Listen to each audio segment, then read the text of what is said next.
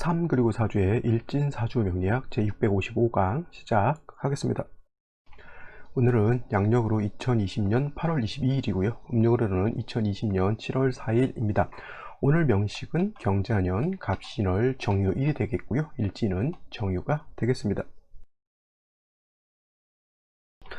어제 병화일간에 이어서 오늘은 일간 정화가 되겠고요. 그 정화일간이 태어난 월령은 똑같이 신월이 되겠습니다. 자, 정화하고 병화하고 똑같은 화인데 뭔 차이가 있을지 이렇게 생각하실 수도 있겠지만 같은 화라 하더라도 정화의 성격하고 그 다음에 양화인 병화의 성격이 좀 많이 다릅니다. 그래서 한번 살펴보도록 하죠. 자, 정화라고 하는 것은 음에 해당이 되는 화이면서 음화라고 이렇게 표현을 하고요.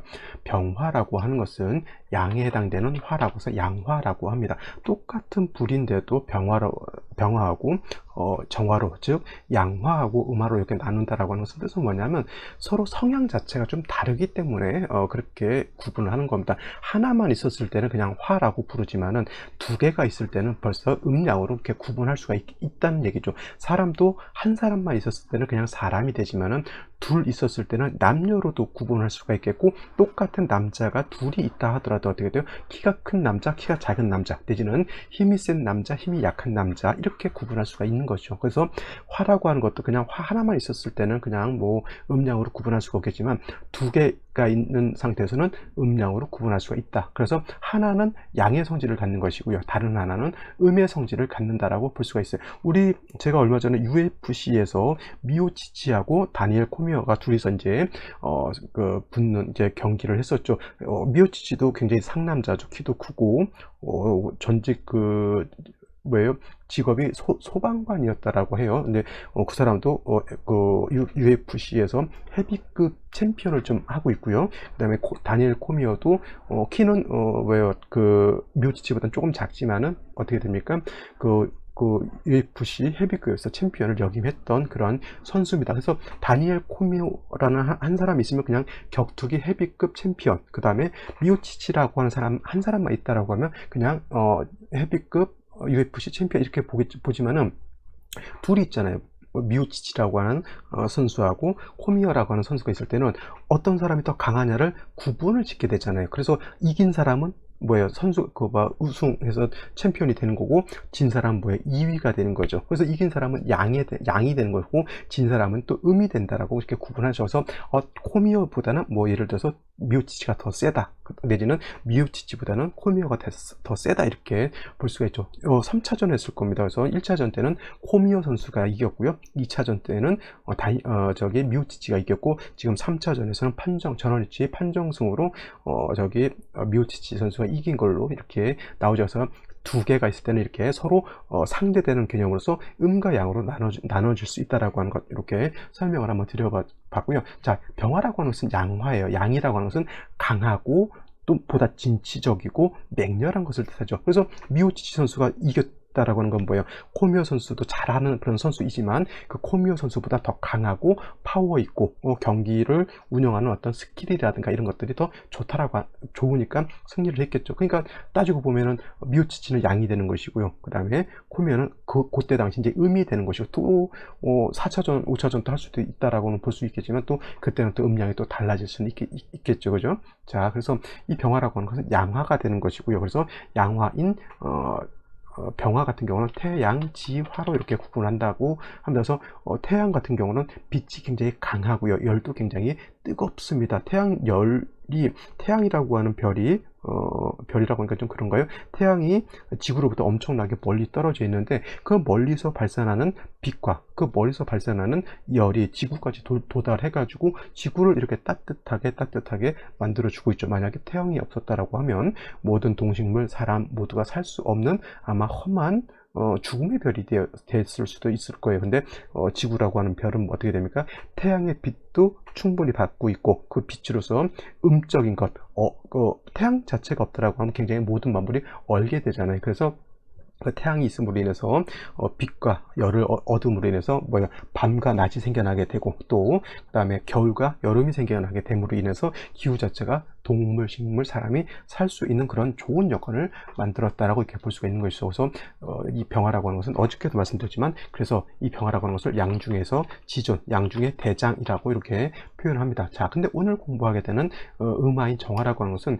병화라고 하는 것이 태양이다라고 하면 정화는 달과 같고요, 내지는 별과 같습니다. 별빛, 달빛 이렇게 볼 수가 있겠고, 지상에서 놓고 봤을 때는 모닥불이라든가 우리 가로등 같은 거 있죠. 그러니까 이런 것들 전기불로 이렇게 또 살펴볼 수가 있습니다. 그래서 병화 같은 경우는 강한 빛이라고 하지만, 정화는 병화에 비해서 좀 빛이 약하고 열도 그렇게 강하지 않죠. 당연히 태양열이 굉장히 강한 겁니다. 단 우리가 태양이라고 하는 것은 원체 좀 멀리 있기 때문에 태양열이 그렇게 강하게 느껴지지 않을 뿐이지, 달빛에 비하면 병화의 빛과 열은 엄청나죠. 그죠? 그 다음에 이 달이 빛을 발할 수 있다라고 하는 것은 스스로 빛을 발하는 것이 아니라 어떻게 돼요? 태양의 빛을 받아서 다른 빛을 발하게 되는 것이죠. 그래서 태양이 떴을 때는 굉장히, 낮이 됐을 때는 굉장히 밝지만, 밤에 아무리 대보름이 떴다 하더라도 그렇게 밝지를 못합니다. 그래서 병화에 비해서 정화라고 하는 것은 약간 음유한 성격, 음흉이 아니고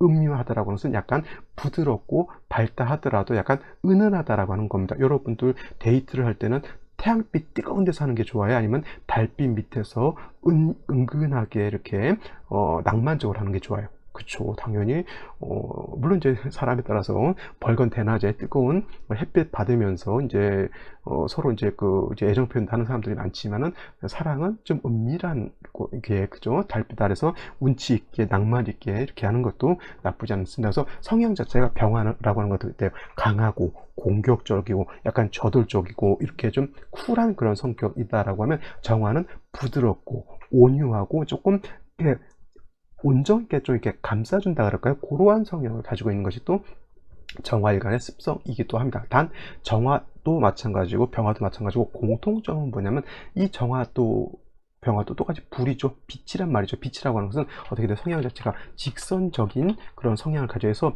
병화일간이라든가 정화일간인 사람들은 대체적으로 애둘러서 표현하기보다는 자기의 어떤 가지고 있는 성향 자체를 솔직 담백하게 직선적으로 이렇게 표현하는 것을 좋아하는 그런 성질도 가지고 있습니다. 그래서 병화일간이든 정화일간이든 일간 자체가 왕한 사람들이 조금 구설 같은 것도 많이 당하는 것이 있어요. 왜냐하면 일간이 왕하게 되면 자기 주관이 좀 강한 그런 성향을 갖는데, 성격 자체도 천성적으로 직선적이에요. 그러면 자기가 주관이 강할 때 직선적으로 표현할 때 한다라고 하는 것은, 일단 남의 눈치를 보지 않고 나의 생각과 나의 어떤 주관 같은 것을 직설적으로 표현하게 되거든요. 그러면 받아들이는 입장에서는 저 사람이 왜 나한테 이렇게 직선적으로 얘기를 할까? 그리고 그 말하는 것이 타당하다, 뭐 도덕적으로라든가 여러 면에서 타당하다라고 하면 수긍을 하겠지만, 이게 잘못돼서 어떤 독선적인 어떤 주관을 갖다 주변 사람들한테 강요하게 되면 오히려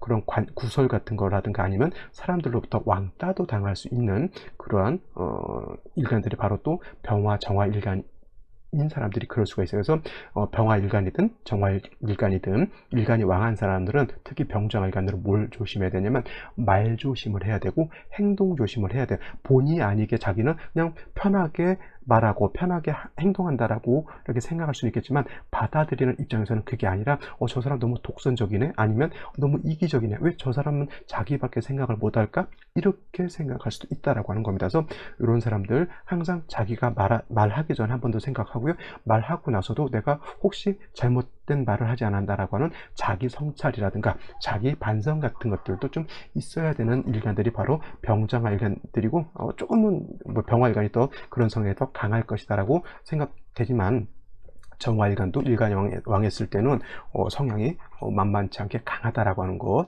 꼭 명심해 두시고요. 또 병화일간이라고 하는 것, 어저께 말씀드렸지만 병화라고 하는 것은 뭐냐면 자연적인 불이다라고 하면, 정화 같은 경우는 인위적인 불이라고 말씀드렸어요. 인위적. 그래서 정화 같은 경우는 일간이 뭐 어느 정도 뿌리가 있다라고 하면 인성인 목으로서 생주해 주는 것이 크게 필요는 없다 하더라도, 정화는 일간이 세력이 있다 하더라도 간목 같은 거라든가 인목 같은 것, 목이 한 점 정도는 있어 주어야지만 정화의 불꽃을 갖다가 어떻게 해요? 지속적으로 유지할 수가 있다. 쉽게 말하면 모닥불을 계속 피우기 위해서는 장작이 어느 정도는 있어야 되지, 불이 너무 싸다고 해서 그냥 세다고 해서 장작을 끊어버리면 어떻게 돼요?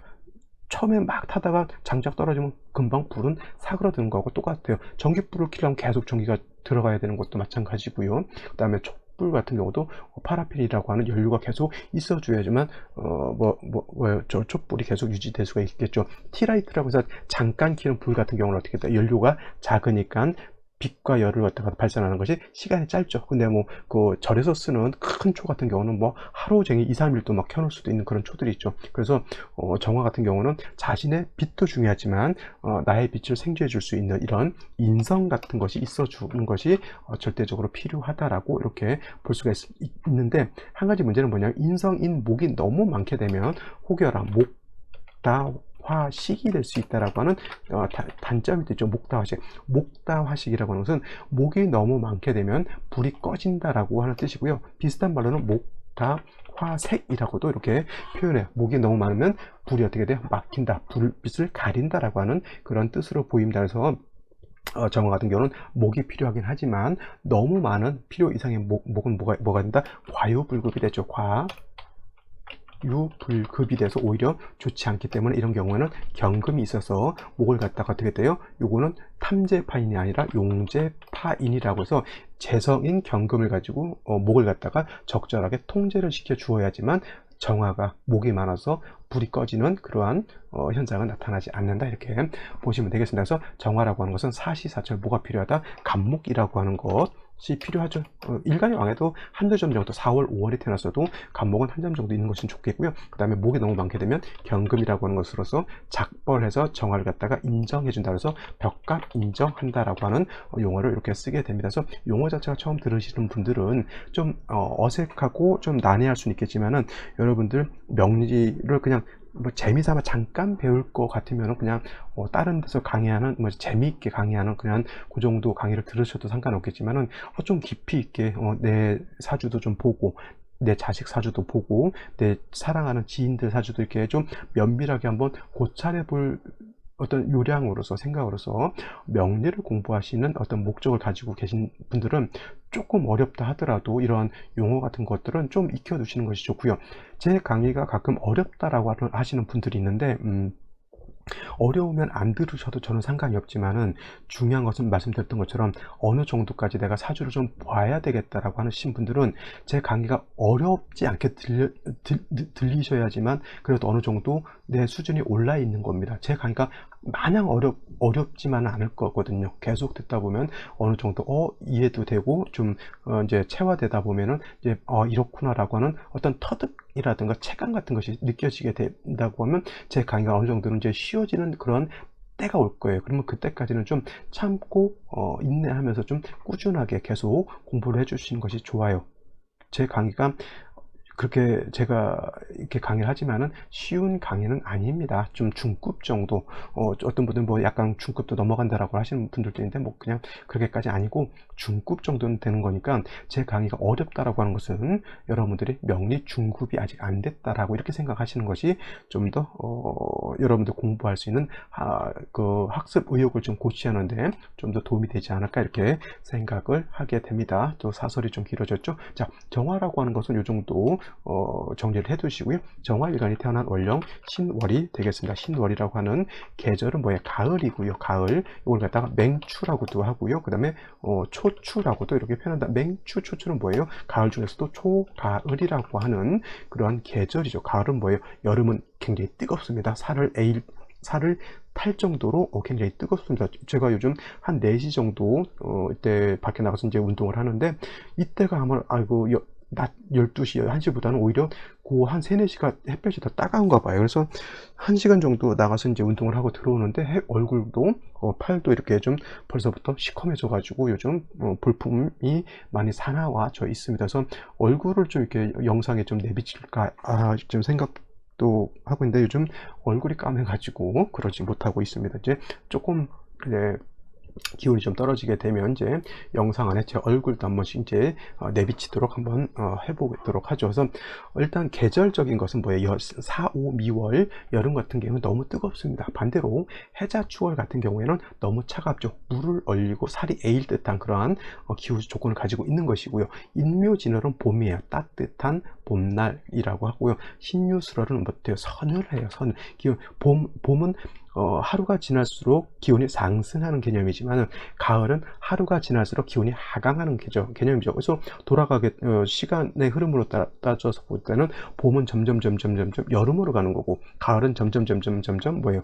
겨울로 가기 때문에 봄은 시간이 지날수록 점점 기온이 상승하는 개념, 그 다음에 가을은 시간이 지날수록 기온이 하강하죠. 그래서 신유술월 같은 경우가 기온은 서늘하면서 금수가 많아지게 되면 이제 한습해지기도 해요. 매우 차갑고 특히 술월 같은 경우에는 sak풍이 분다라죠. sak풍이 불 때는 매우 춥죠. 요 수월이 지나게 되면 바로 뭐 해자, 추월, 겨울로 가기 때문에 신유술월이 가을임에도 불구하고 신월보다는 6월보다는 수월이 더 기온은 하강하게 되는데 신월이라 하더라도 금수가 많아지게 되면 이렇게 한습하기 때문에 반드시 조후 좀 따뜻하게 해줄 필요가 있다라고 하는 것 꼭 명심해 두시기 바랍니다. 그래서 신월 같은 경우 또 한 가지 살펴볼 건 오행상 신월은 금이 왕하죠. 인묘월은 목이 왕하고요. 4, 5월은 화가 왕하고 해자월은 수가 왕하고 이 지금 신유월은 금이 왕은 금왕절이 됩니다. 그래서 정화 입장에서 놓고 봤을 때 신월이라고 하는 것은 금이 왕하죠. 정화 입장에서 신금이라고 하는 것은 저거는 정제에 해당이 됩니다. 정제에서 일간은 약하고 재성이 왕하죠. 금이라고 하는 것은 신월에 태어나게 되면 포태법으로 놓고 보게 되면 임견지에 해당이 되지만 화는 병화가 됐던 정화가 됐던 신월이 태어나게 되면 포태법으로 뭐가 되냐면 병지에 해당이 돼요. 병지에 해당이 되니까 일간이 왕합니까? 약합니까? 일간은 약하죠. 신약한데 재성은 왕하다. 재왕한 그런 사주 이렇게 되죠. 이걸 다른 말로 재다 신약한 사주다라고 볼 수가 있겠습니다. 중요한 건 재성이 많은 것은 장점일 수도 있어요. 재성이 많은 것은 재능도 많을 수가 있겠고 재성은 인기도 많을 수가 있겠고 재성은 또 재물로도 보고요. 남자 같은 경우는 철을 재성으로 보고 주색자기 융오라 여러 가지를 다 재성으로 놓고 보는데 재성이 많다라고 하는 것은 인기가 많을 수도 있고 돈이 많을 수도 있고 그 다음에 뭐 처덕이 있을 수도 있고 뭐 여러 가지 장점 있죠. 장기 같은 것들이 많은 사람일 수도 있겠지만 중요한 건 뭐냐면 일간이 약하면 그걸 갖다 감당할 수 있다 없다. 감당할 수 없습니다. 재성이 많은데 재물이 많은데 내 사주에 재성이 많다라고 하는 것은 재물이 많은데 일간이 약하면 어떻게 돼요? 그 많은 재물이 내 것이 아니란 얘기죠. 내 밥그릇은 뭐예요? 애기 밥그릇 많은데 내가 그 담으려고 하는 재물은 어떻게 돼요? 쌀 한 가마 정도 된다라고 하면 한 가마를 그 작은 그릇에 다 담을 수 없죠. 그러면 그 많은 재물들은 어떻게 되냐면 내 재물이 아니라는 그런 것이죠. 그러니까 근데 이런 사람들이 재다 시작한 사람들이 재물에 대한 욕심이 있어요. 그죠? 조그만 하면 큰 돈 벌 것 같고 조그만 하면 뭘 이렇게 할 수 있을 것 같은데 다 뭐예요? 상상 속의 그대. 우리 서태지 아이들의 상상 속의 그대입니다. 머릿속으로는 나는 뭐 부유한 사람 같고 돈을 많이 벌 수 있을 것 같은데 현실은 어떻게 됩니까?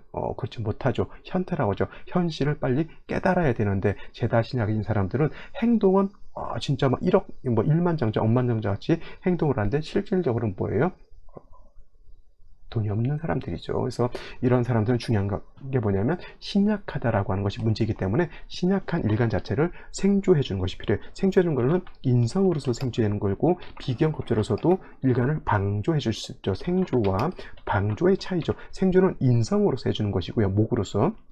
그 다음에 비견겁제는 방조 옆에서 도와주는 거죠. 같은 정화이니까 같은 불로서 지지로 사화라든가 지지로 오화, 천간으로 병정화가 있으면 같은 불이기 때문에 정화를 좀 도와줄 수 있는데 정화의 특성상 뭐라 그랬습니까? 정화는 일간이 왕하더라도 뭐가 필요하다? 인성인 목이 필요한데 간목이라든가 인목 같은 것이 있어서 정화의 뿌리가 되어주는 것이 또 필요하다. 그러면 선생님 경금도 필요하겠네요. 이렇게 말씀하실 수도 있겠지만 원령 자체가 신월이잖아요. 신월이 신 안에는 지장간이 뭐가 있습니까? 여러분들 제가 항상 얘기했죠. 지장간은 이런 식으로 하나씩 안 외우시는 분들은 외우시면 돼요.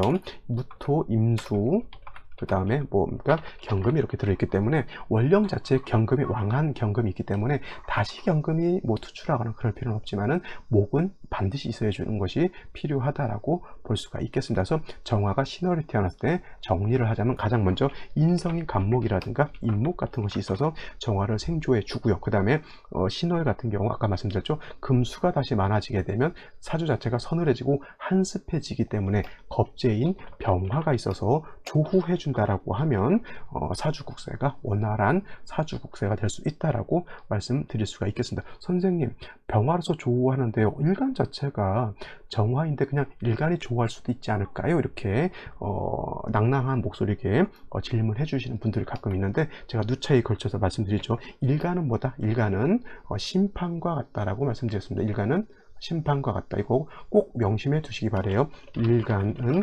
심판과 같다예요. 심판이 A라고 하는 팀과 B라고 하는 팀이 서로 축구 경기를 하는데 심판이 A팀을 좋아한다고 해서 A팀 들어가서 뛸 수 있어요? 없어요? 못 뛰죠. B팀에 들어가서 뛰지도 못합니다. 심판이 오심을 한다거나 편파적인 판정을 하게 되면 바가지를 얻어먹습니다. 그죠? 심판은 가만히 있는 것이고요. 나머지 선수들이 움직이는 거니까 일간 자체가 심판이라고 하는 것은 심판은 가만히 있어야 되는 거고요.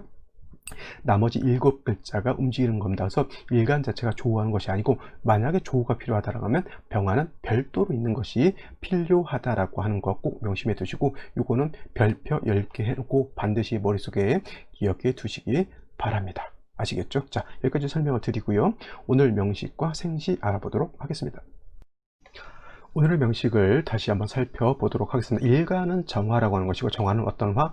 음화에 해당이 된다라고 말씀을 드렸습니다. 그리고 이 정화 일간이 태어난 원령은 신월이 되겠죠. 그래서 일단 격국을 한번 또 살펴보도록 하면 일간인 음화인 정화가 양금인 경금, 양금인 신금을 본 것이죠. 뭐 신금은 천간으로 경금하고 같은 것이니까 그래서 음화가 양금을 받기 때문에 이거는 재성 중에서도 이거는 정제에 해당이 되죠. 정제격이 됩니다. 그런데 정제격이 되는데 중요한 건 뭐냐면 일간 자체는 약하고 재성이 왕하다라고 말씀을 드렸기 때문에 이거는 신약한 신약 제왕한 사주 내지는 제다 신약한 그런 사주가 된다라고 하는 겁니다. 정제격들 성격 굉장히 꼼꼼하고 정확하고 정직하고 이런 사람들이 되게 돈을 쓸 때 흥청망청 쓰는 스타일은 아닙니다. 편제격들이 돈을 좀 잘 쓰는 편이에요. 하지만 편제격도 마찬가지고 정제격도 마찬가지고 돈에 대한 소중함은 잘 아는 사람들인데 정제격들은 뭐냐면 딱딱딱딱 1 더하기 1은 2 더하기 2는 4 이렇게 정확한 스타일이기 때문에 내가 쓸 돈과 쓰지 않을 돈을 정확하게 구분해서 쓰는 거고 저 사람이 나한테 밥을 한번 사면은 꼭 기억해 놨다가 그만큼 덜도 아니고 더도 아니고 그만큼의 또 밥을 살 수 있는 그런 정확한 사람 이죠. 근데 편제격들은 돈을 잘 씁니다. 왜냐하면 내가 쓴 만큼 또 돈을 번다라고 하는 이러한 마인드, 즉 사업가적인 어떤 기질을 가지고 있는 사람들이 편제격이기 때문에 많이 쓰고 또 많이 얻어먹기도 하고 또 뭐 사업 같은 거 할 때도 이렇쿵저렇쿵 해서 돈을 또 잘 버는 그러한 특징을 가지고 있는데 정제격들은 그렇지 않고 이런 사람들은 좀 직장 생활 같은 걸 해서 꼬박꼬박 월급을 받는다거나 또 잔돈이라고 하면 되겠죠. 목돈 같은 거 이제 있으면은 이런 사람들은 투자, 투기, 주식 이런 거 하면 안 되고 전제격들은 그냥 은행이라든가 안정된 투자처에 투자를 하는 것이 좋아요. 같은 제격이라 하더라도 정제격의 성격과 편제격의 성격이 또 그렇게 다른 그런 성질을 갖게 됩니다. 아까도 말씀드렸지만 똑같은 화라 하더라도 정화의 성격과 병화의 성격이 다르듯이 제격도 정제격의 성격과 편제격의 성격이 그렇게 다르게 됩니다. 중요한 것은 정제격이 됐던 편제격이 됐던 중요한 뭐냐면 신약제다, 제다 신약하게 되면 어떻게 돼요? 사람들이 약간 안 좋게 표현하면 노랭이 기질이라든가 아니면 짠돌이라 그러죠. 그런 성격들을 가지고 있습니다. 그래서 제다 신약한 사람들은 좀 자기가 돈을 많이 벌려면 좀 많이 여러 사람들한테 베풀어야 되는데 좀 제다 신약한 사람들 어떤 특징? 돈을 잘 안 써요. 그리고 자꾸 얻어먹으려고 하는 그런 기질들도 있고 그렇게 좀 안 좋은 그런 성격이죠. 근데 이렇게 말했더니 어떤 분들이 선생님 저 제다 신약인데요. 저 그렇지 않아요. 또 어떤 분들은 제 친구 제다 신약인데요. 제 그렇지 않은데요. 제 돈 잘 써요. 이렇게 답변을 해주시는 분들이 있는데 그 사람들은 사주 원국만 놓고 보시면 안 되고요. 항상 제가 강조드리는 것은 원국에서 제다 신약이라 하더라도 대운에서 인성운이 온다거나 대운에서 비견겁자운이 와가지고 일간을 도와주게 되면 그때는 제다신약이 아니라 어떻게 돼요? 신왕, 제왕으로 바뀔 수가 있어요. 신왕, 제왕. 그럼 이런 식으로 신왕, 제왕 된다라고 하면 사주 원국 자체는 제다신약이었다 하더라도 대운에서 신왕제왕이 되면 사업가적 기질을 발전할 수 있겠고 또 남을 위해서 돈을 잘 쓸 수도 있겠고 뭐 그건 당연한 거죠. 그러니까 여러분들 사주를 볼 때는 원곡만 놓고 봐서는 절대 안 되고 항상 이 사람이 어느 대운에 들어와 있는지 이런 것을 꼭 살펴봐야 된다고 하는 겁니다. 가끔 역학 카페에서 이제 글을 올리시는 분들이 있는데 원곡만 갖고 계속 내 사주가 좋아요 나빠요 이렇게 물어보시는 분들이 있는데 대운이 굉장히 좋은 대운이 있어요. 또 어떤 분들은 다른 데서 사주를 봤는데 내 사주 굉장히 좋게 봤다 뭐 10군데 봤는데 7군데 8군데가 다 좋다라고 이렇게 감명 받았다라고 하는데 사주 원곡은 좋아요. 당연히 좋을 수 있어요. 근데 대운에서 뭐 충형이라든가 아니면 대운에서 용신을 파한다거나 하면 이때 매우 안 좋거든요. 그러니까 이런 사람들이 헷갈리는 게 뭐냐면 나 사주 좋다라고 감명을 다 들었는데 막상 내 삶은 뭐예요? 윤택하지 못하고 매우 힘든 그러한 삶을 살고 있다는 얘기죠. 그건 뭐예요? 대운을 잘 보지 않았기 때문에 그런 차이가 있는 겁니다. 아시겠죠? 사주를 볼 때는 사주 원곡만 보는 것이 아니라 뭐까지 봐야 된다? 당연히 대운까지 살펴봐야지만 완벽하게 사주를 볼 수 있다. 더하면은 뭐 대운뿐만 아니라 연운도 봐야 되고요. 월운도 봐야 되고 더 자세히 보려면 일진까지도 볼 수 있으면 좋겠지만 솔직한 말로 일진까지 보기가 이렇게 쉬운 건 아니에요. 저도 일진까지 이렇게 나날이 이렇게 하면서 내 인생을 일진에 맞춰서 이렇게 살고 싶지는 않습니다. 왜냐하면 100% 인생이라고 하는 것이 100%는 아니거든요. 사주 명리학도 100%는 아닙니다. 그러니까 명리를 공부하고 또 이렇게 사주를 보고 또 가르치는 입장에서 명리가 100% 아니니까 명리를 믿지 마라 이건 아니고 제가 생각하는 바로는 명리는 한 70%에서 한 80, 많게는 80%까지는 어느 정도 이제 고정되어 있는 것이고 나머지 한 20, 30%는 변동을 줄 수가 있는 거예요. 그죠? 그런 것이 있기 때문에 너무 또 이걸 사주 명리학을 너무 맹신하는 것도 또 반대로 너무 또 등한시하는 것도 좋지 않다. 적당하게 내 삶을 윤택하게 살기 위해서는 활용하는 것이지 배척도 아니고요. 너무 믿고 따르는 것도 문제가 될 수 있다. 너무 믿고 따르게 되면 역술인들이라 아니면 무속인들한테 꼭두각시 삶을 살 수밖에 없기 때문에 그런 것은 매우 좀 조심해야 된다라고 말씀을 드릴 수가 있겠네요. 격국이라고 하는 것은 이렇게 놓고 보시면 되겠고요. 아까도 말씀드렸던 것처럼 신약한 것이 문제이기 때문에 반드시 인성이라든가 비견겁재가 있어서 일간을 도와주는 것이 필요하다라고 하는 것 말씀드렸고요. 일지를 보게 되면 유금이 있어서 정유 일주가 이렇게 됩니다. 정유일주. 자, 이거를 이렇게 놔야겠네요. 자, 정유일주죠. 안 그래도 정화가 신월에 태어나서 제다신약한 사주가 제다신약이라고 하는 것이 아니라 정화가 신월에 태어나면 제다신약 할 수 있다라고 하는 거지 제다신약이라고 말씀드린 건 아니고요. 자, 일지에서 유금을 다시 보게 되면 이거는 진짜 제다신약으로 사주가 바뀔 수 있는 그러한 사주국세가 되는데 문제는 또 뭐가 있어요? 연간에 경금이 이렇게 투출되어 있으면 이거는 뭐예요? 제다신약이다. 이거는 확정적으로 제다신약이다라고 판단해도 틀리지 않다라고 하는 거고요. 연지를 보게 되면 자수가 이렇게 또 들어와 있습니다. 그러면 이거는 금이 있죠. 어떻게 돼요? 수를 생하는 거잖아요. 신자수국하게 되면 이 금도 강하지만 수도 세력을 갖게 되는데 정화 입장에서 금은 재성이지만 자수는 뭐예요? 칠살이죠. 그럼 이건 뭐예요? 제다신약이 아니라 제살태왕으로 국세가 바뀌는 겁니다. 제다신약이라고 하는 것은 재성하고 일간과 재성만 있는 것인데 여기에 관살까지 다시 있게 되면 이제 제살을 같이 논해야 되잖아요. 그러면 일간이 약하고 재성과 관살이 같이 왕해져 있기 때문에 뭐예요? 사면초가가 되는 거예요. 사면초가 내지는 설상가상이죠. 설상가상한 그러한 뜻이죠. 사면초가 설상가상이 좋은가요? 나쁜가요? 아니죠. 나쁜 의미죠. 자, 넘어졌는데 코 깨진 거고 똑같습니다. 그죠?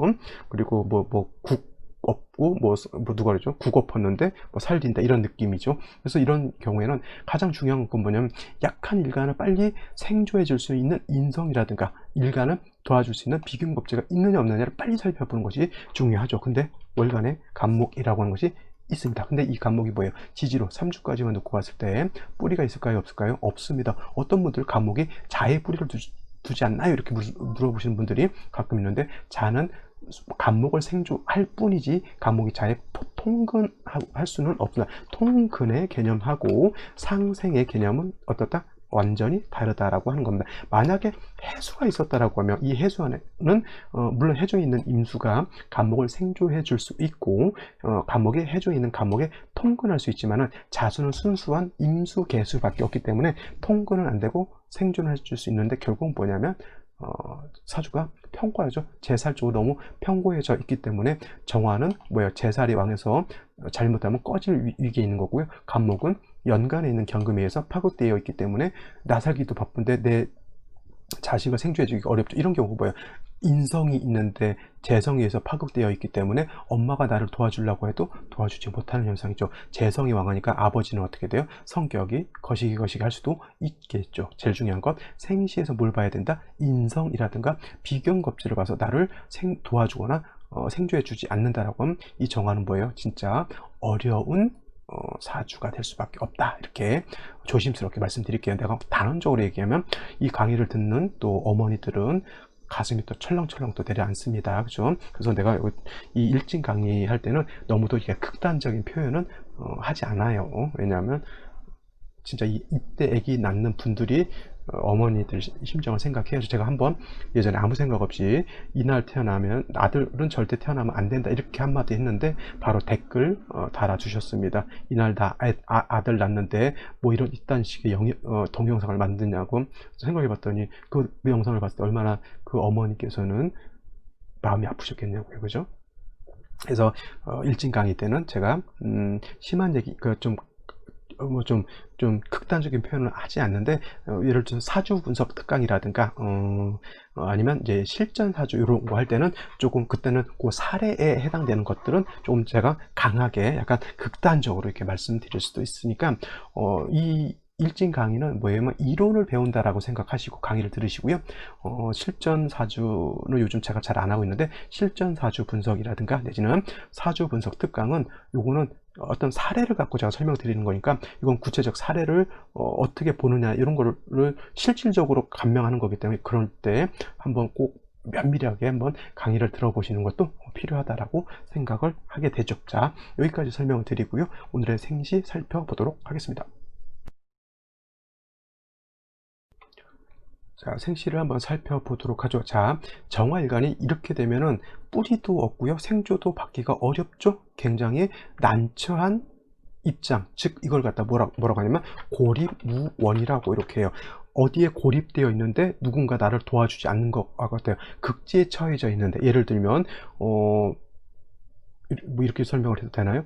요즘 같은 경우 이제 물난리가 났죠. 이제 섬 같은데 놀러를 갔어. 근데 집중호우가 쏟아져 가지고 길도 끊기고 배도 끊기고 물은 계속 차오르고 거기에 가만히 고립되어 있는데 누군가가 나를 도와주지 않는 거하고 똑같죠. 매우 위태하고 어떻게 돼요?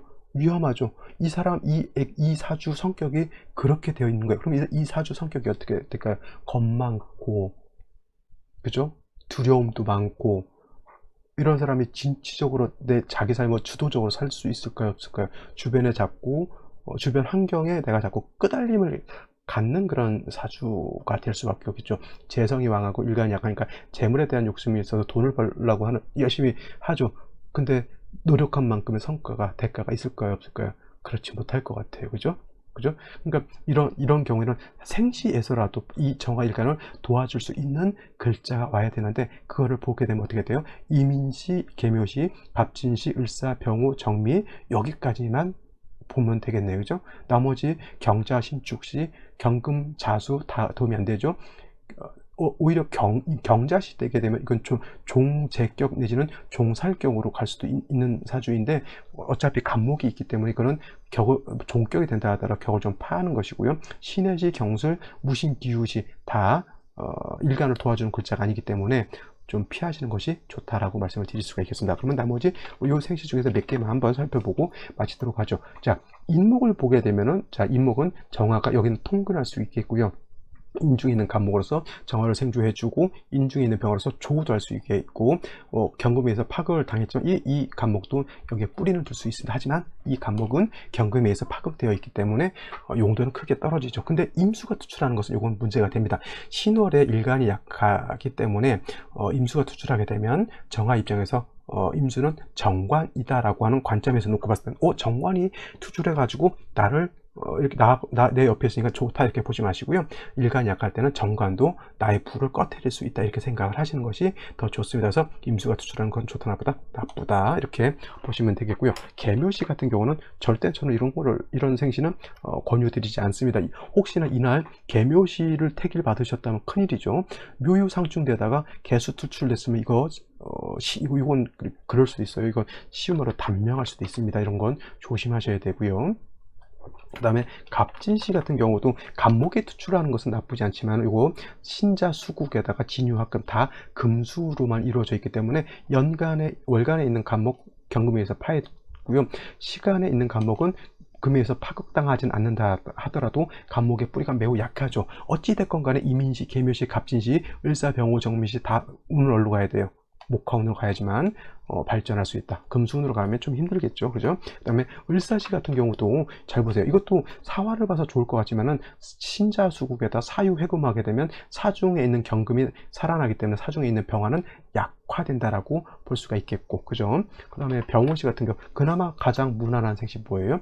병호시밖에 없어요. 근데 병호시가 돼서 이 사주가 좋으냐? 그렇지 않습니다. 이건 벌써 3주에서 벌써 기가 다 꺾인 거예요. 금수로. 근데 생시에서 병호시를 얻었다고 했죠. 당연히 정화가 5의 뿌리를 두고 겁재인 병화 투출해서 좋다 하죠. 근데 이게 완전 좋은 사주냐? 그렇진 않다는 얘기예요. 벌써 이만큼 편고해져 있기 때문에 없는 것보다 병호시가 더 낫긴 하더라도 다른 날 다른 생시 더 좋은 생시도 있을 텐데 굳이 이날 병호시를 선택할 필요는 없죠. 하지만 중요한 건 뭐예요? 이날 만약에 태어나게 되면 병호시밖에 없대요. 남자가 됐든 여자가 됐든 병호시밖에 제가 봤을 때는 가장 좋은 생시는 없겠고요. 반드시 여자여야만 목화운을 만날 수 있다라고 하는 겁니다. 정미시 당연히 좋지 않아요. 정화가 천간에 투출되어 있더라도 미토는 뭐예요? 어차피 금을 생해주고 일간의 기운을 설계해주는 역할을 하기 때문에 정미시 같은 거는 별로 좋지 않다라고 볼 수가 있습니다. 그러니까 따지고 이렇게 목화를 가지고 있는 생시를 하더라도 면밀히 따지게 되면 이민시 같은 경우는 임수가 있어서 안 되고요. 계묘시는 묘유증에 계속 투출돼서 안 좋고, 갑진은 진유합금 되고 간목이 뿌리가 없으니까 별로고, 을사시 같은 경우 사유회금하니까 이것도 별로고, 그나마 정미시는 미토 이건 있으나 마나한 거고, 그나마 건질 수 있는 생시 병호시밖에 없다. 이날은 무조건 언제 태어나야 돼요? 낮 오전 11시 반에서 오후 1시 반 사이에 태어나는 것이 가장 좋은 생시이다 라고 말씀드릴 수가 있겠고요. 그리고 목화운으로 가는 것이 가장 이상적이다 라고 보시면 되겠습니다. 자, 오늘은 여기까지 설명을 드리고요. 저는 내일 또 찾아뵙도록 하겠습니다. 감사합니다.